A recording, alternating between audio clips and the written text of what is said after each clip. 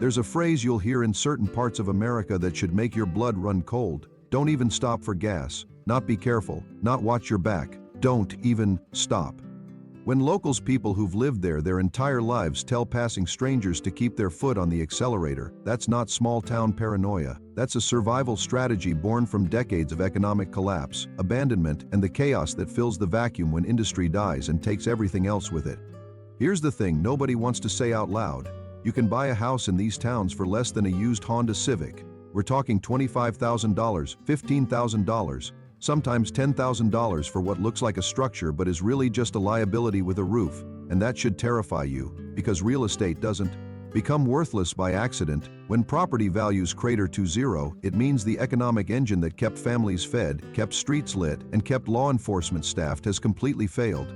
This isn't fear-mongering. This is reading the economic tea leaves. These are America's industrial graveyards, places where the factories closed, the jobs vanished, the population fled, and what remained was a toxic combination of poverty, desperation, and danger. The cheap real estate isn't an opportunity, it's a warning sign written in foreclosure notices and crime statistics. Today we're counting down 10 towns where the locals aren't joking when they tell you to keep driving. From struggling Rust Belt cities to post-industrial wastelands, these are the places where the American dream didn't just die, it was buried without a funeral. Let's break it down. Number 10, Bessemer, Alabama. Just southwest of Birmingham sits Bessemer, a city whose name once meant something in American industry. Today it means something else entirely, a cautionary tale about what happens when steel dies and nothing replaces it. Bessemer's violent crime rate runs approximately 250% above the national average property crime. Even worse, local residents have a saying, lock your doors, lock your car, and don't walk alone after dark. And that's the optimistic advice, the pessimists. They moved to Birmingham proper, which tells you something when Birmingham itself isn't exactly a safety paradise. Pull up Zillow right now and you'll find homes in Bessemer listed in the $40,000 to $60,000 range. Some dip even lower. We're talking 3-bedroom houses with porches and backyards for the price of a mid-tier sedan. Sounds like a steal, right? That's because it is just not the kind you want. The median home value hovers around $65,000, but that number masks the reality. Many properties sit vacant, unsellable, depreciating into oblivion. Bessemer was built on steel. The Bessemer process, a method of mass-producing steel, literally carries the city's name. But when American steel manufacturing collapsed under the weight of foreign competition and automation, Bessemer collapsed with it. Today, the poverty rate's it's near 30%, unemployment consistently outpaces state and national averages.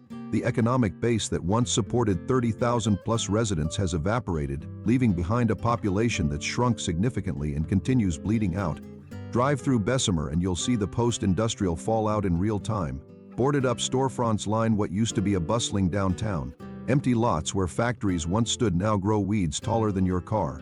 The infrastructure, roads, streetlights, public buildings carries the unmistakable look of deferred maintenance. There's a heaviness here, a sense that the city is slowly being reclaimed by entropy.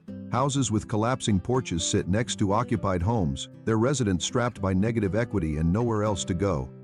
Here's the truth nobody advertising those $50,000 homes will tell you. It's cheap because nobody with options stays. The low price isn't a market inefficiency waiting to be exploited. It's the market accurately pricing in the crime, the lack of jobs, the crumbling schools, and the fundamental reality that Bessemer's best days are a half-century in the rearview mirror. You're not buying a house, you're buying a front-row seat to an economic death spiral. Number 9. Rockford, Illinois. 2 hours west of Chicago sits Rockford, once a manufacturing powerhouse, now a cautionary tale about what happens when the factories leave and the crime moves in. Rockford consistently ranks among the most dangerous cities in Illinois, and given Chicago's reputation, that's saying something. Violent crime rates run roughly 300% above the national average. The city has earned nicknames like Rockford, rock bottom, from former residents who fled. Carjackings, armed robberies, and shootings make local news with depressing regularity. Ask longtime residents about safety, and you'll get a tight-lipped shake of the head. Median home prices in Rockford hover around $125,000, but that's misleading. In the hardest-hit neighborhoods, the ones with the worst crime and the most decay, you can find houses listed for $30,000 to $50,000. Some have been on the market for years, others cycle through investors who buy them for pennies, realize the rental income can't cover the security costs, and dump them back into a market that doesn't want them. Rockford's economy was built on manufacturing, machine tools, aerospace components, fasteners. Companies like Sunstrand and Woodward once employed thousands. Then came globalization, automation, and the slow-motion collapse of American manufacturing. The city's population peaked around 150,000 in the 1960s and has been declining since. Poverty rates sit near 20%. Unemployment regularly exceeds state averages. The factories that remain are ghosts of their former selves, employing fractions of their historical workforces. Downtown Rockford tells the story: empty storefronts with sun-faded for lease signs, parking lots that haven't seen a full row of cars in decades. The old industrial corridors are particularly haunting. Massive brick buildings with shattered windows, their loading docks rusting, their smokestacks cold. Residential neighborhoods show the strain too: houses with peeling paint, sagging roofs, and yards that have given up entirely. The city has tried revitalization efforts, but they feel like band-aids on an arterial wound. Rockford represents in its purest form a city built for an economy that no longer exists, trying desperately to reinvent itself while drowning in the consequences of industrial abandonment. Those cheap houses. They're cheap because the zip code comes with a statistical likelihood of being a crime victim that should make any rational buyer run. The real estate isn't undervalued. It's accurately priced for a zero equity zone where your biggest investment might become your biggest liability.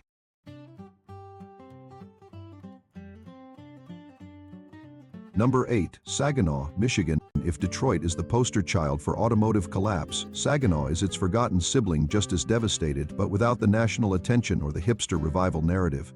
Saginaw's violent crime rate is staggering, roughly 500% above the national average. Let that sink in: 5 times more dangerous than the typical American city. The city has appeared on most dangerous lists for years, often ranking in the top 10 nationally. Residents describe entire neighborhoods as no-go zones after dark.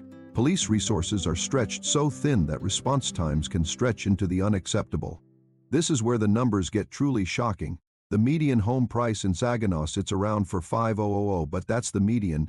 In the hardest hit areas, you can find houses listed for $10,000 to $20,000. Some sell for less than a decent used car. Entire blocks feature abandoned homes, their windows boarded, their yards overgrown, their futures non-existent. These properties aren't investments.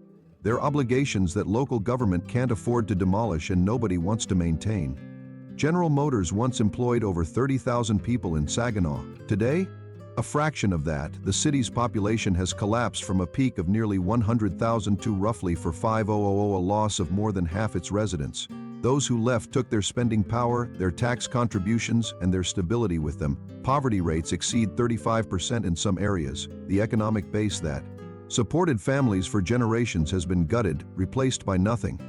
Driving through Saginaw feels like touring a war zone that lost, not explosively, but slowly, a grinding, decades-long defeat. Abandoned houses outnumber occupied ones in certain neighborhoods. Streetlights stand dark because the city can't afford to maintain them. Potholes have graduated to sinkholes. Commercial strips feature more empty storefronts than operating businesses. The few people you see move with purpose, not wandering, not lingering, getting where they're going and getting inside. Saginaw is what happens when an entire city is built around a single industry and that industry decides it can build cars cheaper somewhere else. The auto industry didn't just leave jobs behind. It left a massive housing inventory that nobody wants, surrounded by poverty and crime that make the rock-bottom prices perfectly logical. You could buy a house here for $25,000 and spend the next decade trying to sell it for $20,000. That's not a market, that's a real estate trap with a welcome mat. Number 7. Monroe, Louisiana. Monroe sits in the heart of Louisiana's Ouachita Parish, a place where the Delta blues aren't just music, they're an economic reality that shows no signs of lifting. Monroe's violent crime rate runs approximately 400% above the national average. Murder rates rival cities 3 times its size. Property crime follows the same pattern. When there's nothing left to lose, desperation drives decisions that law enforcement can't prevent with limited resources. Locals describe certain neighborhoods with a simple warning: just don't. Median home prices in Monroe hover around $110,000, but venture into the rougher areas and that number plummets. Houses can be found in the $40,000 to $60,000 range, some even lower. These aren't fixer-uppers waiting for HTVAR's attention. They're properties in neighborhoods where fixing up your house makes it a target where investment doesn't increase value because the surrounding decay drags everything down. Monroe's economy was never as diversified as it needed to be. When the paper mill closed, when the industrial employers scaled back, when retail fled to bigger cities, there was nothing to catch the falling working class. Poverty rates in Monroe exceed 25%. The per capita income sits well below Louisiana's already low state average. Youth unemployment creates a pipeline to desperation that manifests in the crime statistics. Monroe has pockets of normalcy, the university area, certain commercial strips, but they're islands in a sea of decay. Drive 5 minutes in the wrong direction and the landscape changes dramatically. Boarded windows, bars on doors, lots where houses used to stand, now overgrown with vegetation that nobody maintains. The infrastructure reflects decades of declining tax revenue, roads that assault your suspension, drainage systems that flood after modest rain, public facilities that haven't seen upgrades since the Reagan administration. Monroe represents the Delta's dirty secret, poverty so entrenched and crime so normalized that the real estate market has essentially given up. Those cheap houses aren't opportunities, they're anchors in communities where upward mobility is a myth and the price of abandonment is measured in generations. The blues aren't just music here, they're a financial statement. Number 6, Flint, Michigan. You know Flint for the water crisis, the lead, the government failure, the international headlines. But here's what those headlines didn't tell you. The water crisis was a symptom, not the disease.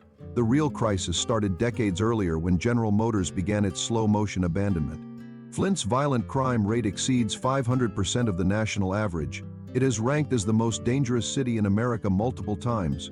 The murder rate, the assault rate, the robbery rate, all catastrophic. The water crisis brought attention, but the crime crisis never left. Residents describe hypervigilance as a lifestyle, checking your surroundings constantly, avoiding certain areas entirely, accepting that police response will be slow if it comes at all. Median home prices in Flint sit around $40,000 in the hardest-hit neighborhoods. Try $10,000 to $25,000. Houses that would cost $300,000 in stable markets sell for less than a modest savings account. Some have been abandoned for so long that they're beyond rehabilitation tear-downs that nobody can afford to tear down. Investors bought up cheap properties hoping for recovery. That never came. Now they're stuck with tax obligations on worthless assets in dangerous areas. At its peak, General Motors employed over 80,000 people in Flint. Today, a few thousand. The city's population has collapsed from nearly 200,000 to around 100,000 and continues falling.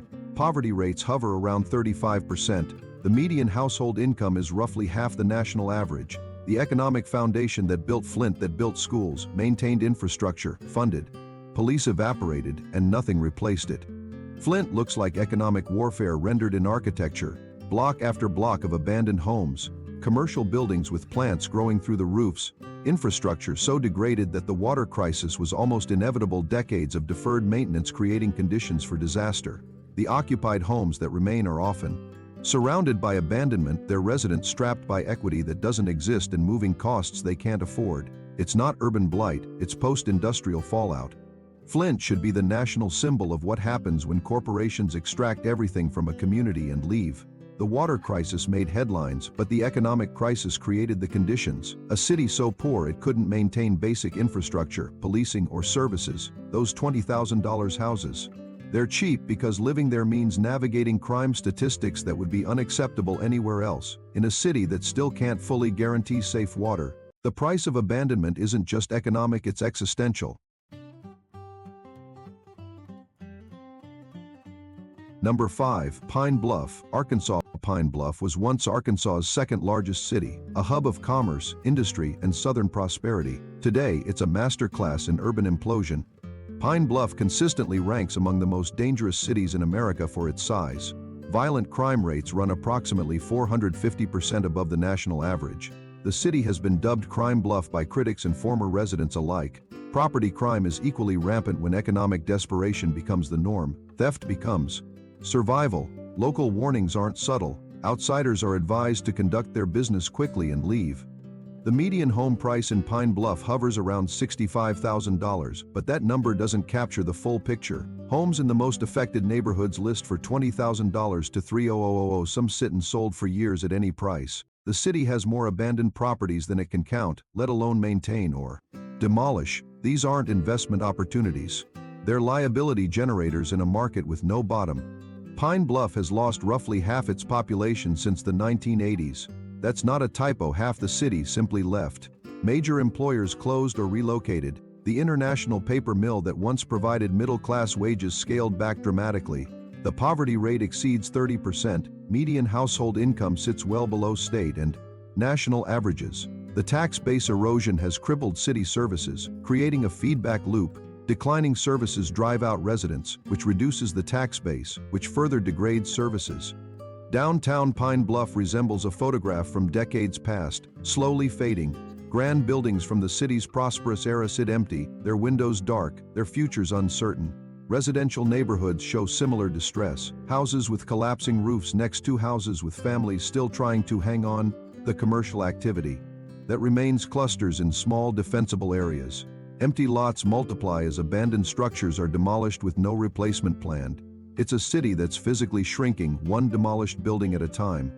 Pine Bluff embodies the shrinking city paradox. The more people leave, the worse conditions become for those who stay, which drives more people to leave. Those cheap houses aren't bargains there, the last remaining pieces in a game of musical chairs where the music stopped years ago. Buying here doesn't mean getting in early on a recovery.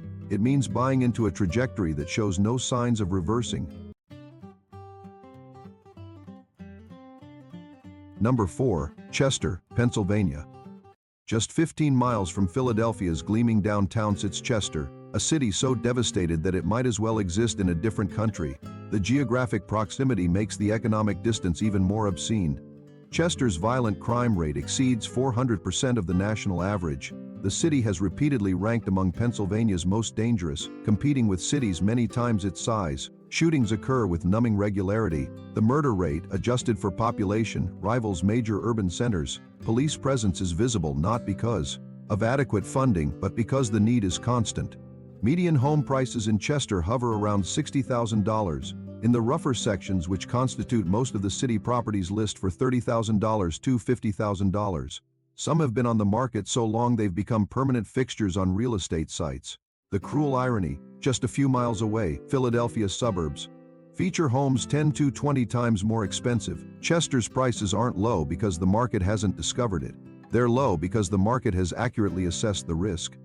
Chester was once an industrial powerhouse, shipbuilding, manufacturing, and Ford Motor Company operations.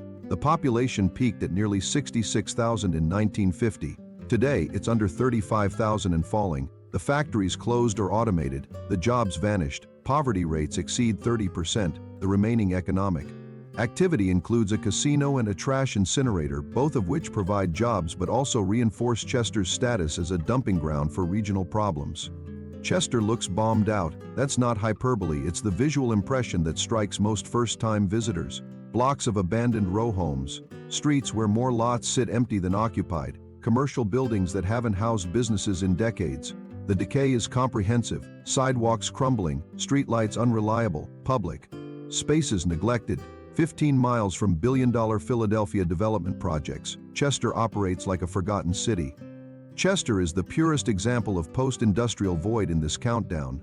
The proximity to Philadelphia should create economic opportunity. Instead, it creates stark contrast. Those cheap row homes attract investors who imagine gentrification spreading from Philadelphia outward. It hasn't. The crime, the poverty, the infrastructure collapse, these aren't problems waiting to be solved by the right development project. They're structural conditions that have resisted intervention. For decades, the real estate isn't underpriced. The real estate is priced for a war zone adjacent to prosperity that refuses to arrive.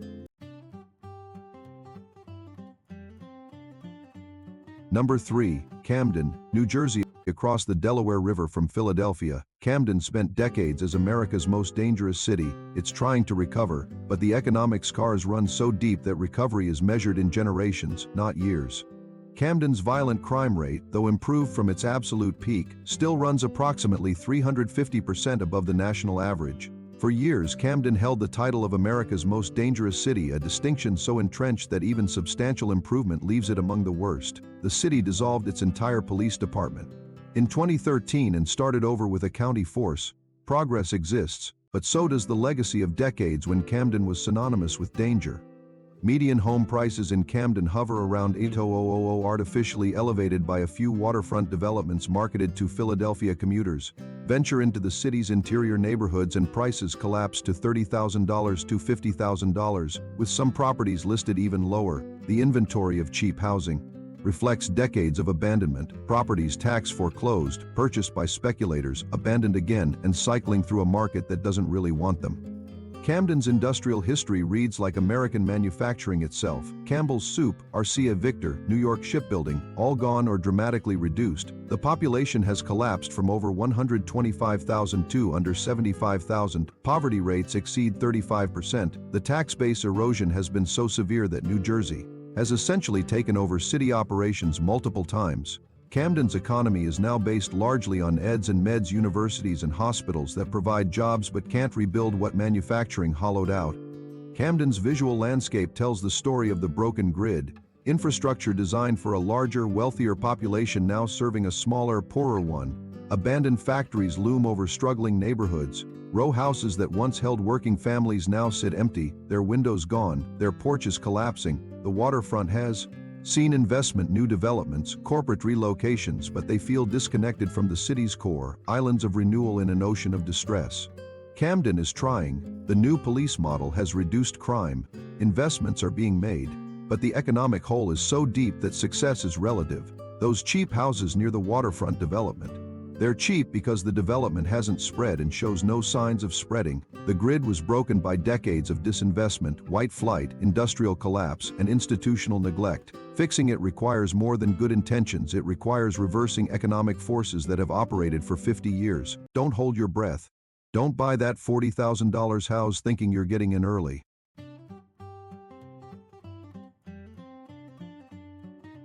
Number 2, Gary, Indiana. Gary, Indiana. The name alone carries weight, not the weight of industry anymore, but the weight of failure so complete it's become iconic. This is the city that symbolizes American industrial collapse. Gary's violent crime rate exceeds 400% of the national average. The city regularly ranks among America's most dangerous. The homicide rate is catastrophic, competitive with cities many times its size. Property crime is similarly extreme. Entire neighborhoods have been functionally abandoned, creating zones where law enforcement presence is minimal because there's nothing left to protect except the people trapped there with nowhere else to go. You can buy a house in Gary, Indiana for $10,000. That's not a typo. $10,000 for a structure that technically qualifies as a house. The median home price hovers around $65,000, but that number is meaningless. It reflects the mathematical average of a few decent properties and thousands of essentially worthless ones. Gary has an estimated 6,000 plus abandoned buildings. Entire blocks feature nothing but vacant structures slowly returning to nature. Gary was built by U.S. Steel, founded in 1906 as a company town for the massive Gary Works steel mill. At its peak, the population exceeded 180,000 and the mill employed over 30,000. Today, Gary's population has collapsed to under 70,000, and the mill employs a fraction of its historical workforce. The poverty rate exceeds 35%. The median household income is roughly half the national average. The economic engine that created Gary has essentially abandoned it. Gary is a ghost town that hasn't fully acknowledged it's dead. Driving through certain neighborhoods triggers a physical response, a sense of wrongness. Grand buildings from the prosperous era, schools, theaters, churches, sit abandoned, their architecture mocking their present condition. Houses have trees growing through them. Former commercial districts feature nothing but empty storefronts and weeds. The infrastructure reflects decades of deferred maintenance. Roads destroyed by weather with no repair. Streetlights dark, water systems questionable. Gary represents the steel ghost in its purest form. A city built by industry, for industry, that has no purpose once the industry leaves. Those $10,000 houses aren't bargains there. Shells in dangerous areas that will cost more to maintain or demolish than they're worth. The real estate market has priced in reality. Gary has no economic foundation, minimal services, catastrophic crime, and no trajectory toward recovery. You're not buying cheap real estate, you're buying entry into an economic death spiral with your name on the deed. Number 1, East St. Louis, Illinois. If there's one city in America that embodies complete systemic failure, economic, governmental, and social, it's East St. Louis, Illinois. This is the ultimate warning. This is what happens when everything collapses simultaneously and nobody comes to help. East St. Louis has violent crime rates that defy comprehension, approximately 700% above the national average. Let that number sink in. 7 times the typical American city's violent crime rate. The murder rate, the assault rate, the robbery rate, all catastrophic. This isn't a city with a crime problem. This is a crime problem that happens to contain a city. Local warnings aren't subtle. Police from neighboring jurisdictions advise against stopping, even for gas. The phrase that titles this video? It was born in places like East St. Louis. The median home price in East St. Louis technically exists, but the number is almost meaningless. You can find houses listed for $5,000 to $15,000. Some sell at tax auctions for less than the cost of a decent laptop. But these aren't investment opportunities there. Liabilities disguised as property. The houses come with structural problems, the neighborhoods come with crime, and the city comes with an inability to provide basic services. You're not buying real estate, you're buying a problem. East St. Louis was once a thriving industrial hub, meatpacking, manufacturing, railroad operations. The population peaked at nearly 83,000 in the 1950s. Today it's under 20,000 and still falling. That's not decline, that's collapse. The poverty rate exceeds 40%. Median household income is roughly 1/3 the national average. The city has been effectively bankrupt for decades, cycling through state interventions that never quite fix the structural problems. East St. Louis looks post-apocalyptic. That's not hyperbole, it's documentary reality. Driving through residential areas reveals block after block of abandoned structures, some collapsing, some burned, some simply disintegrating into the ground. Commercial areas that once served 80,000 people now serve 18,000, meaning most storefronts sit empty. The infrastructure reflects the fiscal collapse. Roads that aren't maintained, streetlights that don't work, services that don't arrive. The city can't afford to demolish all its abandoned buildings, so they stand as monuments to failure. East St. Louis is the ultimate example of the price of abandonment. Industry left, population fled, the tax base evaporated, city services collapsed, crime exploded, property values hit zero, and the cycle continues. Nobody moves. To East St. Louis by choice, which means nobody with resources invests, which means nothing improves, which means nobody moves there by choice. Those essentially free houses. They're cheap because living there means accepting conditions that no American should have to accept. Minimal police protection, unreliable utilities, crumbling infrastructure, and crime statistics that belong in a failed state. The locals aren't joking when they say keep driving. They're giving you the same advice they'd give their own family.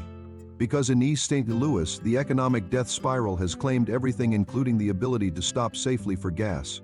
So there you have it, 10 American towns where the locals know something that real estate listings won't tell you, where property values have collapsed not because the market made a mistake, but because the market perfectly reflects reality, economic failure, industrial abandonment, and the crime that inevitably follows when communities have nothing left to lose.